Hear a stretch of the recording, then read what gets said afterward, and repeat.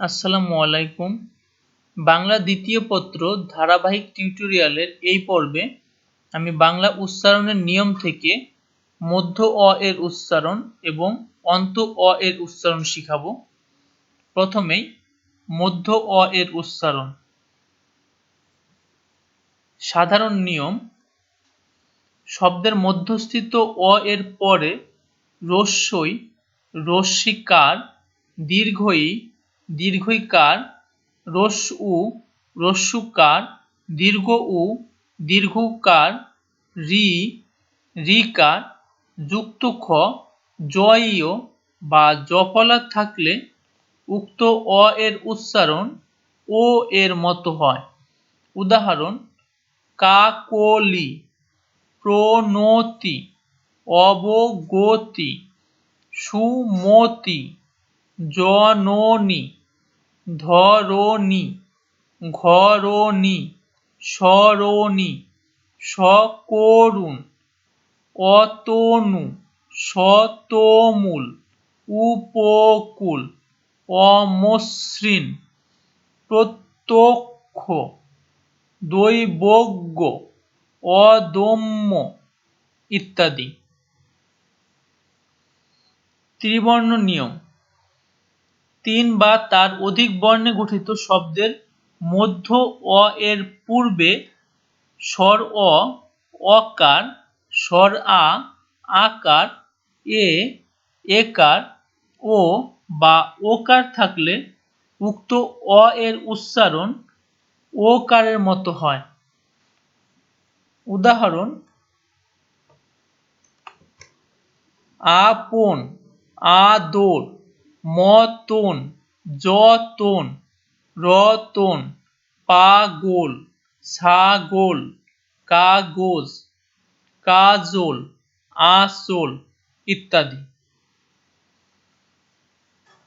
সমাসবদ্ধ নিয়ম: বাংলা ভাষায় বেশ কিছু সমাসবদ্ধ তৎসম শব্দ ব্যবহৃত হয়। সেগুলো পৃথক উচ্চারণে হসন্ত হলেও সমাসবদ্ধ অবস্থায় মধ্য অ রক্ষিত হয়ে ওকারান্ত রূপে উচ্চারিত হয়। যেমন: পথচারী, করযুগ, বনবাসী, দীনবন্ধু, রণতুর্য, গীতগোবিন্দ ইত্যাদি। অন্ত অ এর উচ্চারণ।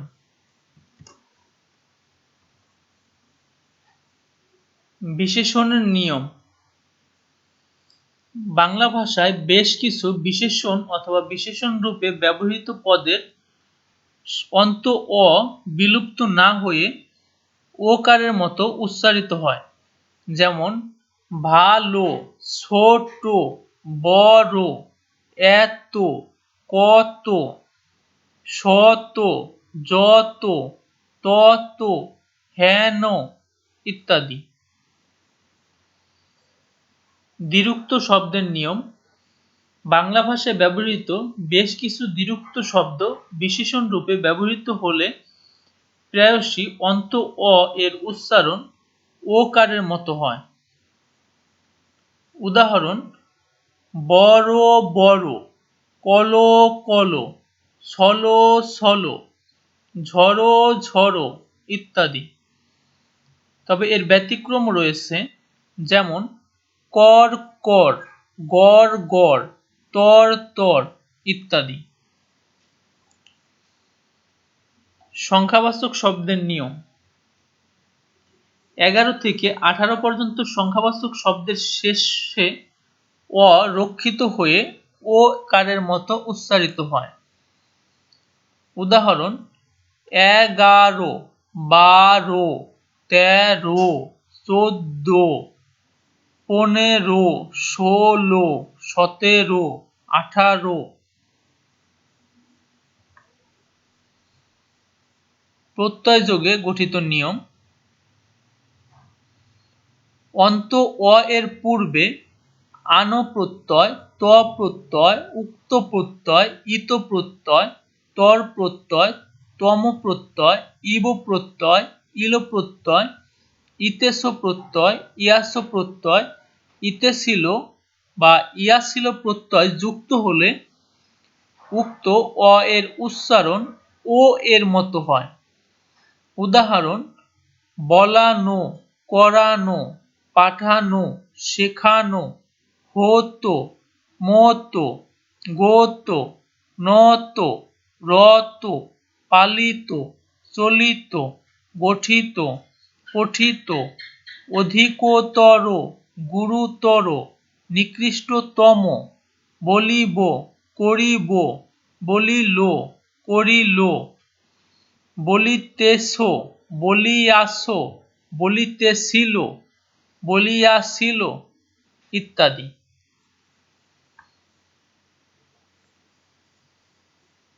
ই বা এ প্লাস অন্তস্থ।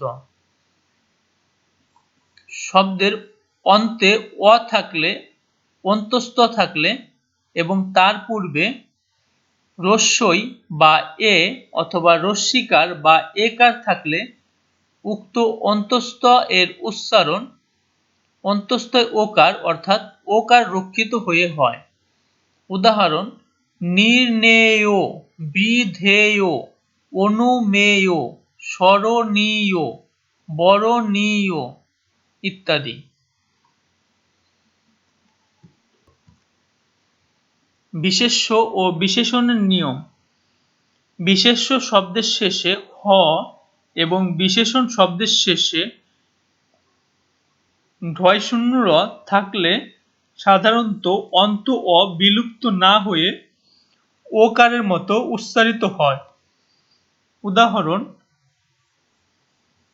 বিশেষ্যের শেষে হ দিয়ে বিবাহ, বিরহ, মোহ, দেহ ইত্যাদি। বিশেষণের শেষে ঢ দিয়ে গুড়ো, গাঢ়, মূঢ়, প্রৌঢ়, দৃঢ় ইত্যাদি।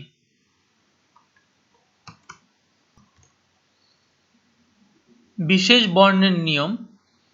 শব্দের অন্ত অ এর আগে যদি ওই, ও, অনুস্বর, বিসর্গ, ঋকার থাকে তবে উক্ত অ এর উচ্চারণ ওকারের মতো হয়। উদাহরণ: ঐকার দিয়ে বৈধ, নৈব, শৈব, তৈল ইত্যাদি। ঔকার দিয়ে গৌণ, মৌন, যৌন, সৌর ইত্যাদি।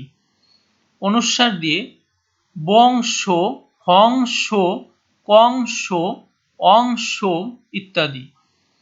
বিসর্গ দিয়ে দুঃখ, ঋকার দিয়ে কৃষ, বৃষ, বৃক, মৃগ ইত্যাদি।